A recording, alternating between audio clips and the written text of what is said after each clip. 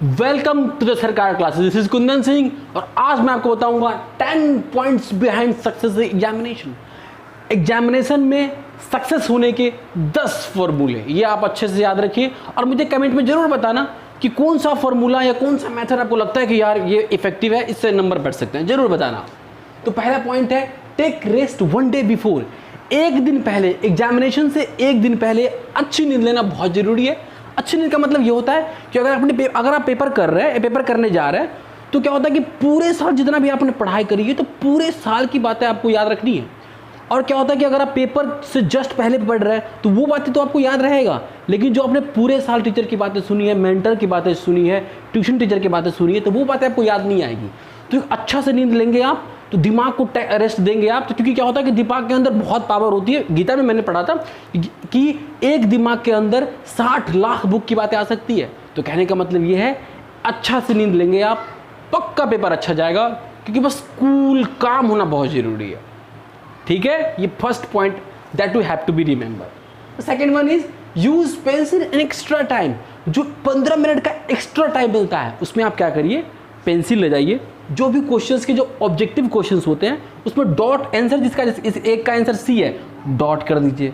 टिक मत करिए, टीचर मत डांटेगा आपको कि टिक नहीं, क्योंकि क्वेश्चन पेपर लिखना अलाउ नहीं होता है और आंसर शीट मिलता नहीं है 15 मिनट पहले। तो आप डॉट कीजिए, बस अपना समझने के लिए कि मुझे समझ में आ जाना चाहिए, डॉट डॉट कर लीजिए। अगर आप अच्छे बच्चे हैं तो पूरे जितने भी क्वेश्चन शीट मिली है, जितने भी क्वेश्चंस है, वो अच्छे से रीड कर लीजिए, 2 बार रीड कर लीजिए आप। लेकिन अगर एक बात और आपको याद रखनी है, अगर आप नॉर्मल स्टूडेंट है, आपने पढ़ाई ज़्यादा नहीं की है, तो फिर आप पूरा क्वेश्चन मत करिए, क्योंकि पूरा जो खेल होता है वो दिमाग का खेल होता है और एक कॉन्फिडेंस लेवल होना बहुत ज़रूरी है।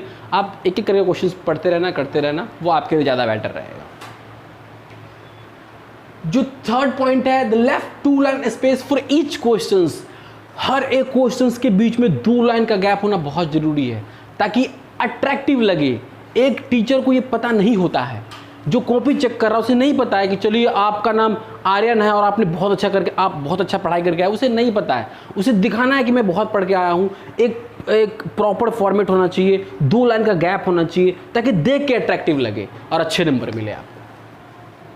Method to write difference in what. Questions आते हैं, सवाल आता है कि what is difference between depreciation and dissolution. तो उसमें क्या होता है कि डिफरेंस है और आप क्या करते हैं, पहले डिसोल्यूशन का लिख दिया डेफिनेशन, फिर आपने क्या करते हैं डेप्रिसिएशन का डेफिनेशन लिख दिया। तो गलत है वो, आप डेफिनेशन लिख रहे हैं वो गलत है वो। अगर डिफरेंस का सवाल है तो आपको फॉर्मेट बनाने हैं, 2 लाइन खींचना है, इस तरफ लिखना है एक का इस तरफ, और एक में अगर आपने हाँ लिखा है दूसरे में ना होना चाहिए। इस तरह से सवाल बना दीजिए, आप आराम से कर पाएंगे। अगर वोट वाला सवाल है तो इसमें आप फिर डेफिनेशन लिख सकते हैं। ये बातें आपको याद रखनी है। Questions number show properly. Question number का शो होना, अच्छे से शो होना बहुत जरूरी है। जैसे क्या होता है कि अगर आप पहला क्वेश्चन कर रहे हैं और इसके 3 पॉइंट है, तो आप 3 पॉइंट इस तरीके से लिखेंगे, रोमन अंक में आपको लिखना है, क्योंकि क्वेश्चन नंबर जो आपने दिया अर्थ में न्यूमेरिकल नंबर जो दिया है, अगर सेम नंबर में लिखेंगे आप, तो अगर क्वेश्चन नंबर 3 कर रहे हैं आप फर्स्ट के बाद, तो फिर कंफ्यूजन हो जाएगी, क्योंकि उसके 3 पॉइंट थे। तो अब न्यूमेरिकल नंबर के आगे आप रोमन अंक में लिखना बहुत जरूरी है। इस तरीके से आप लिखिए। अगेन आंसर का मतलब ये होता है कि जैसे क्या कि एक पेपर के अंदर 25 से 30 सवाल है मान लीजिए, और अगर आपको सवाल नंबर 5 अच्छे तरीके से आता है, तो आप क्या करिए, सवाल 1 2 किया आपने, फिर 5 किया, फिर 7 10 कर दिया, फिर 11 12 कर दिया, तो आप क्या करिए, वो 5वां सवाल फिर एक बार और कर दीजिए। क्योंकि क्या होता है, एक टीचर को कॉपी चेक करने के पैसे मिलते हैं, तो क्या होता है कि वो कॉपी जल्दी जल्दी चेक करता है, तो हो सकता है कि बाय मिस्टेक वो आपकी उस 5वें क्वेश्चन के लिए दोबारा मार्क्स दे दे। तो या फिर मान लीजिए टीचर ने पकड़ लिया कि नहीं बच्चे ने दोबारा किया है, तो कुछ नहीं करेगा, वो काट देगा। तो ये ट्रिक अब तभी अपनाएं जब आपको अच्छे तरीके से पूरा पेपर नहीं आता। लेकिन अगर आपको अच्छे तरीके से पूरा पेपर आता है तो फिर आप सीरियल नंबर से पूरा पेपर करिए, आराम से बहुत अच्छे मार्क्स गेन करेंगे आप। दोबारा करने की बिल्कुल भी जरूरत नहीं है।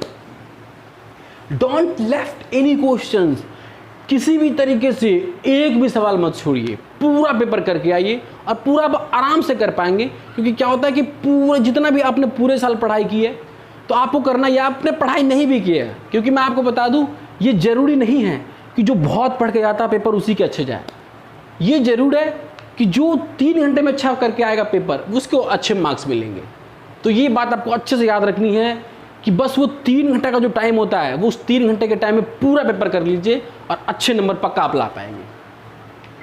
Don't stands before completion of examination time. जो 3 घंटे का टाइम है पेपर का, उससे पहले पेपर मत छोड़िए, आप बैठे रहिए, क्योंकि एक पेपर जो बना होता है, एज ए टीचर अगर मैं भी पेपर सोल्व करूंगा तो मुझे भी 2.5 घंटे लगेंगे।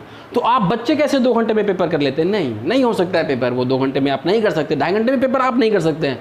आप पूरा 3 घंटा यूज लगाइए, अच्छे तरीके से पेपर करिए, और जब तक टाइम खत्म ना हो बिल्कुल भी मत पेपर पर से उठिए।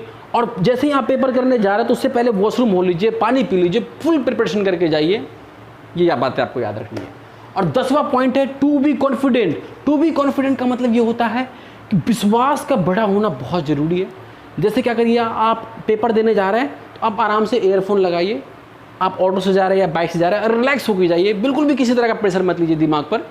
आपका कॉन्फिडेंस लेवल बढ़ते जाना चाहिए। फिर क्या करिए, आप अगर आप किसी भी धर्म से तो पूजा पाठ जरूर कर लीजिए। इससे क्या है कि ऐसा नहीं कि पूजा पाठ करेंगे तो पेपर आपका अच्छा जाएगा, पर ये जरूर है एक पॉजिटिव एनर्जी मिलती है, चांसेस हो जाते हैं कि पेपर अच्छा जाएगा हमारा। तो आराम से जाइए आप पेपर देने।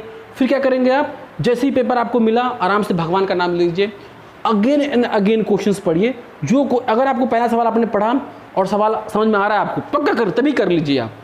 कॉन्फिडेंस लेवल बढ़ना बहुत ज़रूरी है। जैसे जैसे आपका कॉन्फिडेंस लेवल बढ़ेगा आपका पेपर पक्का अच्छा जाएगा।